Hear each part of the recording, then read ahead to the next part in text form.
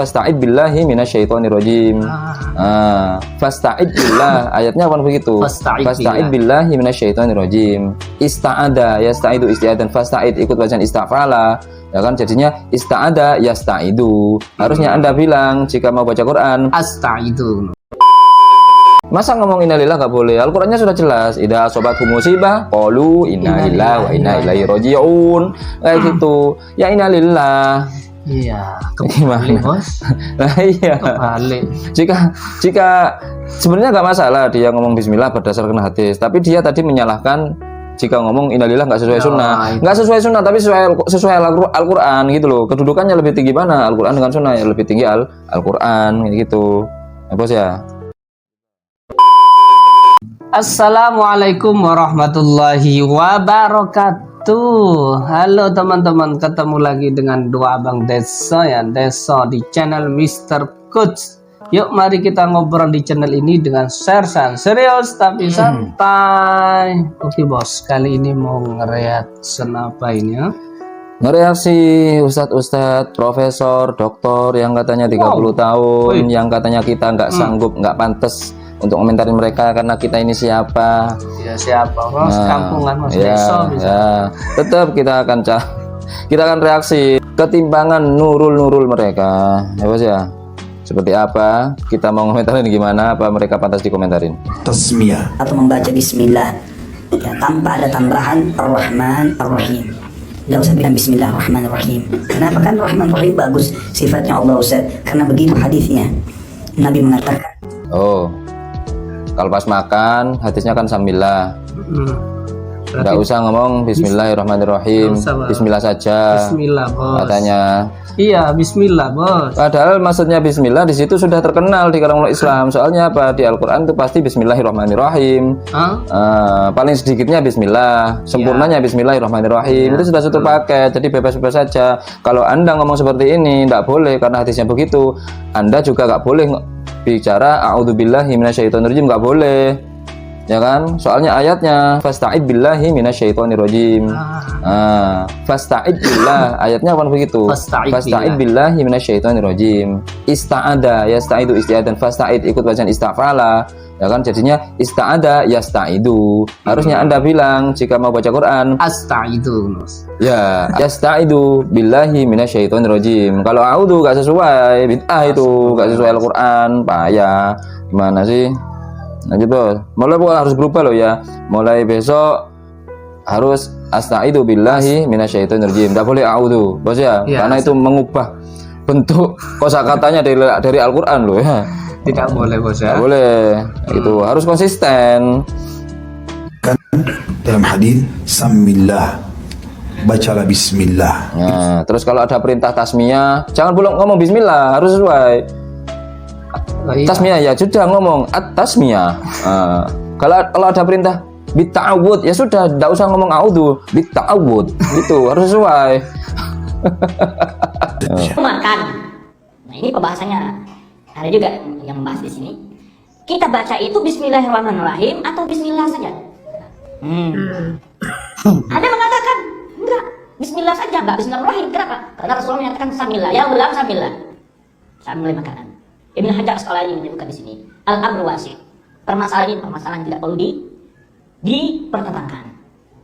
Kalau mau dibaca lengkap Bismillahirrahmanirrahim boleh, mau dibaca Bismillah juga boleh. Tapi itu boleh bos, menurut itu.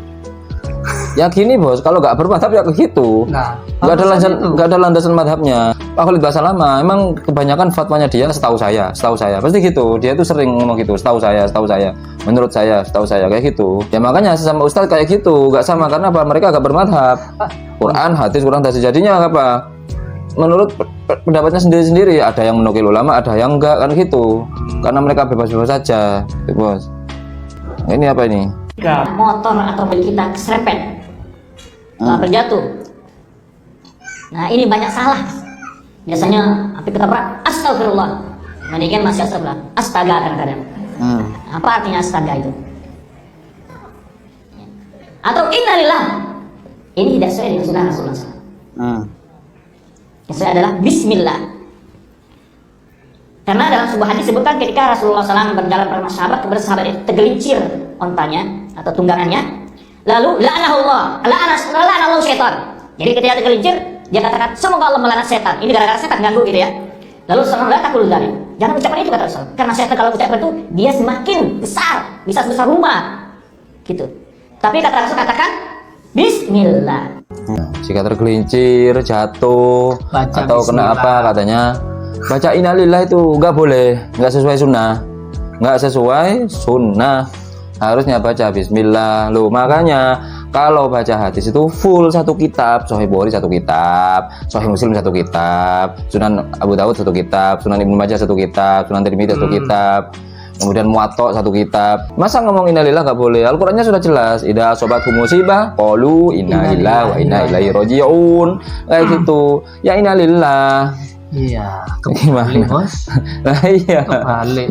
Jika sebenarnya nggak masalah dia ngomong bismillah berdasarkan hadis, tapi dia tadi menyalahkan jika ngomong innalillah nggak sesuai sunnah. Nggak sesuai sunnah tapi sesuai Al-Qur'an gitu loh. Kedudukannya lebih tinggi mana? Al-Qur'an dengan sunnah ya lebih tinggi Al-Qur'an gitu.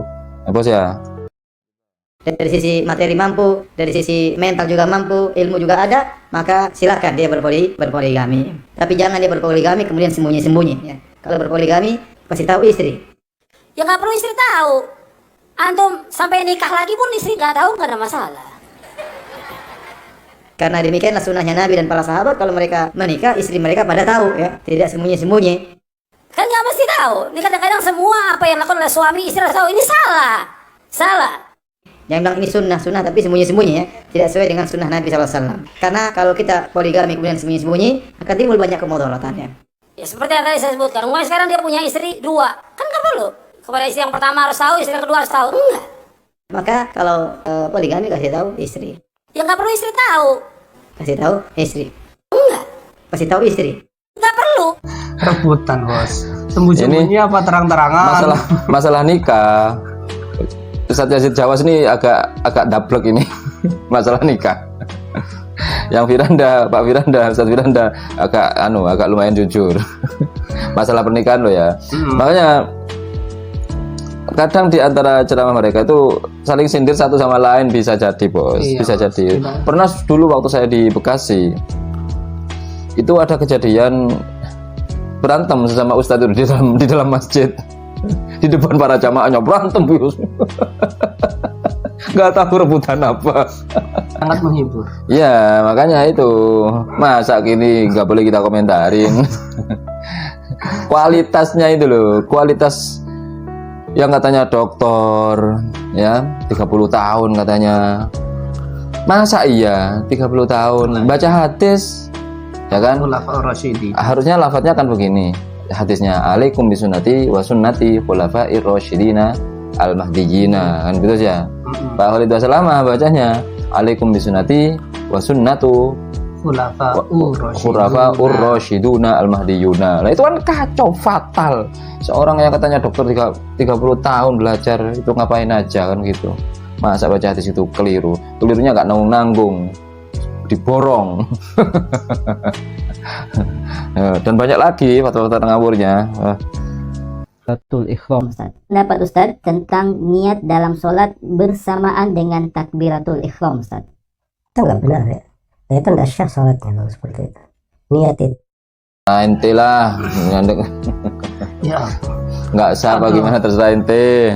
namanya niat ketika sholat itu kan harus bersama takbiratul ihram. Ini sebelum bos. Ya menurut mazhab kita gini, mazhab dia gitu.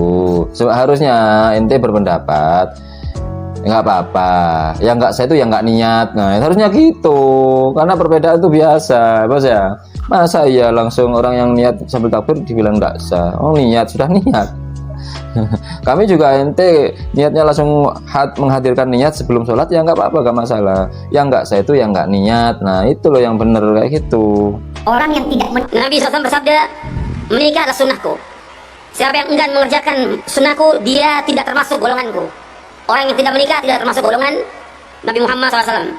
Menikahlah kalian, karena sesungguhnya aku berbangga dengan banyaknya jumlah kalian di hadapan seluruh umat kelak pada hari kiamat. Siapa yang memiliki kemampuan untuk menikah, maka menikahlah. Dan siapa yang belum mampu dalam berpuasa, karena puasa itu sebagai perisai baginya. Hadis ini sahih li ghairihi, diriwayatkan oleh Imam Ibnu Majah dari sahabat Aisyah radhiyallahu anha. Nabi juga bersabda, tazawwaju fa inni mukatsirun bikumul umama yaumal qiyamah wa la takunu karahbaniyatin nasara. Kata Nabi, menikahlah kalian karena aku membanggakan banyaknya jumlah kalian kepada umat-umat yang lain pada hari kiamat. Janganlah kalian menyerupai para pendeta Nasrani. Orang yang tidak menikah, apakah masih tergolong umat Nabi Muhammad SAW? Gimana? Tergolong umat Nabi? Masya Allah. Rasulullah SAW mengatakan, "Faman raghiba an sunnati falaysa minni." Barang siapa yang benci dengan sunnahku, maka dia bukan dari umat Nabi Muhammad SAW. Artinya dia benci. Kalau dia tidak menikah bukan karena benci, maka tetap umatnya Nabi Muhammad SAW. Kenapa kalau tidak menikah? Ya Ustaz, maafi fully. Betul. Jadi orang tidak menikah ada sebabnya kadang-kadang. Bukan karena dia benci dengan pernikahan, tidak. Nah, sini aja sudah rancu. Kalau ini masalah ini Pak Syafiq Wasalamah lebih betul. Pendapatnya lebih betul. Karena Pak Yazid Jawas itu parah nantinya, ya kan? Bahkan Ibnu Taimiyah bos katanya nggak nikah bos, ya.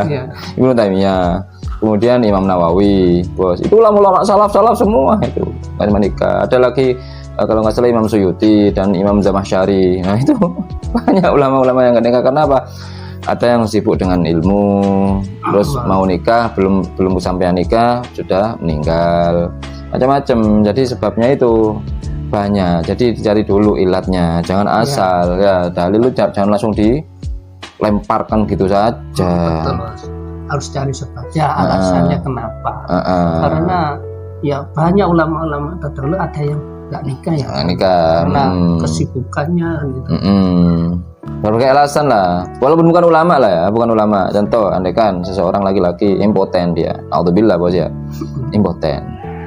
Masa ya dia mau nikah? Kalau nikah dia semakin dolim, ya kan, bos ya. Orang impoten, terus dia nikah, kan semakin dolim pada istrinya, bos ya. Nah, kayak gitu kan ada ilat-ilat seperti itu. Gimana kayak gitu, ya kan? Banyak lah pokoknya sebab-sebab itu banyak, dan tidak bisa kita itu menyimpulkan suatu hukum dari satu hadis langsung dilempar sebuah hukum. Waduh, ini makanya kami kritik dengan ini. Karena apa? Mereka itu ngawur gitu loh, fatwa-fatwanya ngawur, gak peduli lulusan mana. Lulusan itu bukan standar, dokter bukan standar, ya kan? Soalnya pola berpikir sebagaimana kata Pras, kita hanya mengajak untuk berpikir. Nah, tapi anehnya Pras itu nggak mikir tentang nggak pernah pakai dia otaknya untuk berpikir mengenai fatwa-fatwa ngawur ustadz pujaannya. Itu oke bos, untuk saat ini itu dulu bos. Oke, untuk saat ini mudah-mudahan bermanfaat dan mudah-mudahan pikiran kita tambah cerah dan tambah bijak dalam menyikapi sesuatu. Yang baik-baik semuanya dari Allah, yang jelek-jelek datangnya dari kami. Walafumikum, mohon maaf. Wa akhiran kalam, assalamualaikum warahmatullahi wabarakatuh. Assalamualaikum warahmatullahi wabarakatuh.